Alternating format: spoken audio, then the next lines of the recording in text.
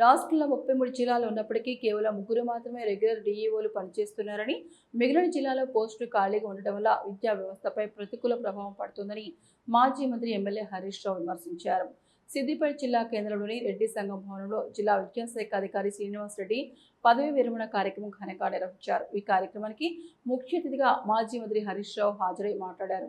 అదనపు కలెక్టర్లు, జాయింట్ కలెక్టర్లు, జెడ్పీ సీఈఓలు, ఐఏఎస్ అధికారులకు డీఈఓ బాధ్యతలు అప్పగించడం వల్ల విద్యారంగంపై పూర్తి స్థాయిలో దృష్టి సారించడం సాధ్యం కావడం లేదన్నారు. వెంటనే రెగ్యులర్ డీఈఓలను నియమించాలని ప్రభుత్వాన్ని కోరారు.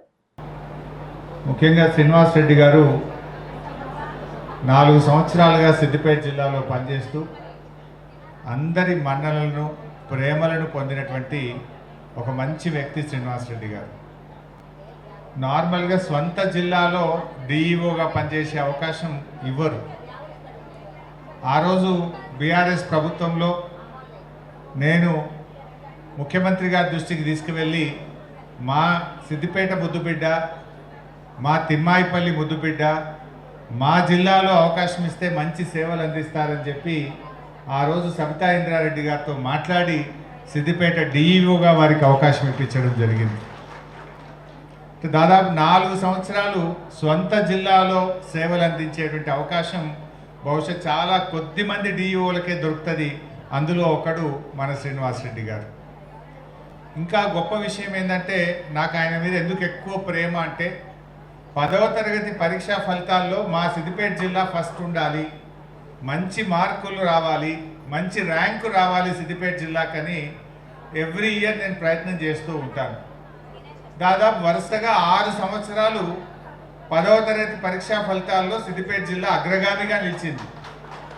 అంటే 6 సార్లు అగ్రగామిగా నిలిస్తే అందులో 3 సార్లు ఆ ఘనతలో డిఈఓగా శ్రీనివాస్ రెడ్డి గారికి భాగస్వామ్యం దొరకడం, వారి విశేషమైనటువంటి కృషి ఉండడం అనేటువంటిది నాకు చాలా సంతోషాన్ని కలిగిస్తుంది.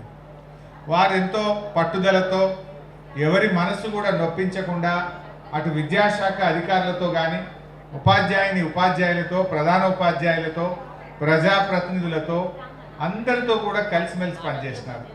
ప్రభుత్వం మారినా కూడా అదే పద్ధతుల్లో చక్కగా విద్యా సంక్షేమం కోసం, విద్యా అభివృద్ధి కోసం, ఈ జిల్లా అభివృద్ధి కోసం ఎంతగానో బాగా కృషి చేశారు. చివరిలో అయితే స్పోర్ట్స్ కూడా వారే జిల్లా అధికారిగా పనిచేశారు. అటు విద్యాశాఖ అధికారిగా, స్పోర్ట్స్ అధికారిగా కూడా పనిచేసి మంచి పేరు తెచ్చుకున్నటువంటి వ్యక్తి. చాలా సంతోషం. గతంలో నేను మన ఊరు మనబడి ప్రోగ్రాం స్టార్ట్ చేసినప్పుడు గత ప్రభుత్వంలో వేగంగా పనులు చేయించడానికి ఎప్పటికప్పుడు వెంటబడి మన ఊరు మనబడి పనులు బహుశా రాష్ట్రంలోనే సిద్దిపేట జిల్లాలో చాలా వేగంగా నడిచి అత్యధిక పాఠశాలలు పూర్తయినాయి అంటే దాంట్లో కూడా మన శ్రీనివాస్ రెడ్డి గారి కృషి ఎంతగానో ఉందని చెప్పి చెప్పుకోవచ్చు. బట్ ఏది ఏమైనా ఉన్న డిఈఓలు రిటైర్ అవుతున్నారు, కొత్త డిఈఓలు అయితే వస్తలేరు. రాష్ట్రంలో 33 జిల్లాలు ఉంటే ఇలా 3 రెగ్యులర్ డిఈఓలు ఉన్నారు, 30 చోట్ల డిఈఓ పోస్టులు ఖాళీగా ఉన్నాయి. బాధ కలిగేది ఏంటంటే, ప్రభుత్వం జాయింట్ కలెక్టర్లను, అడిషనల్ కలెక్టర్లను డిఈఓలుగా పెడతా ఉన్నారు. అసలు విద్య మీద వాళ్ళకి ఏం అవగాహన ఉంటుంది? ఒక అడిషనల్ కలెక్టర్ జిల్లాకు వస్తాడు, ఆయనకు ఉండే అనేకమైన బాధ్యతల్లో విద్యాశాఖ ఒక బాధ్యత పెడుతున్నారు. ఏ రకంగా విద్యాశాఖను ఆయన అర్థం చేసుకోగలుగుతాడు, ఏ రకంగా ఉపాధ్యాయులతో ఆ వ్యవస్థను నడిపించగలుగుతాడు అనేది ప్రభుత్వం అర్థం చేసుకోవడం లేదు.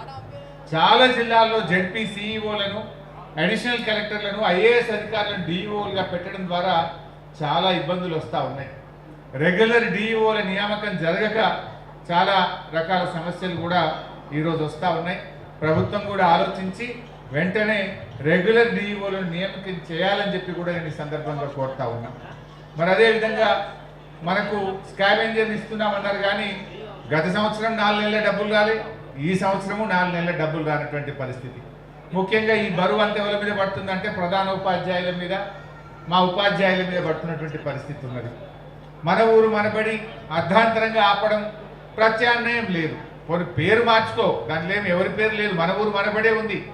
పేరు మార్చదు, పథకాన్ని ముందుకు పోనీయక అర్ధాంతరంగా చాలా స్కూళ్ళు ఆగిపోవడం, కొత్తగా ఒక్క తరగతి గది కూడా కట్టే ప్రయత్నం చేయకపోవడం కూడా ముఖ్యంగా ప్రభుత్వ విద్యా వ్యవస్థలో అనేక ఇబ్బందులు ఈరోజు మనం కూడా చూడడం జరుగుతూ ఉంది.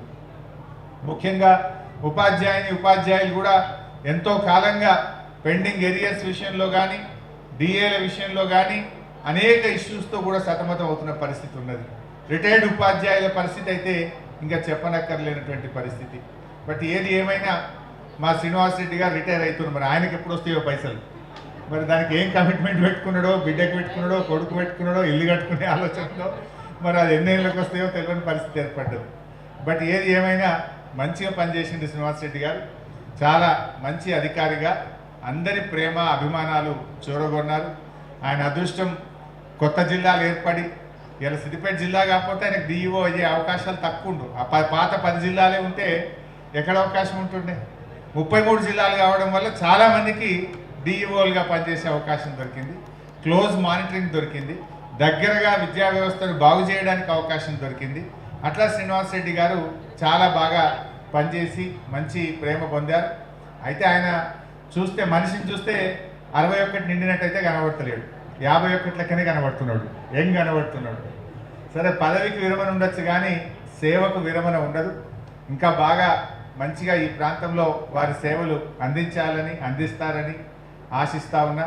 మరి ఖానాపూర్లో పుట్టి పెరిగిండు, తిమ్మాయిపల్లి ముద్దుబిడ్డ, సిద్దిపేట జిల్లాకు సేవలు అందించి ముఖ్యంగా మన సిద్దిపేట నియోజకవర్గానికిలో ఎంతో ఆత్మీయత పొందినటువంటి వ్యక్తిగా ఆయన భవిష్యత్ అంతా కూడా ఇంకా మంచిగా ఉండాలని, ఆయురారోగ్యాలతో మంచి ఆరోగ్యంతో నిండు నూరేళ్లు చల్లగా ఉండాలని ఆ భగవంతుని ప్రార్థిస్తూ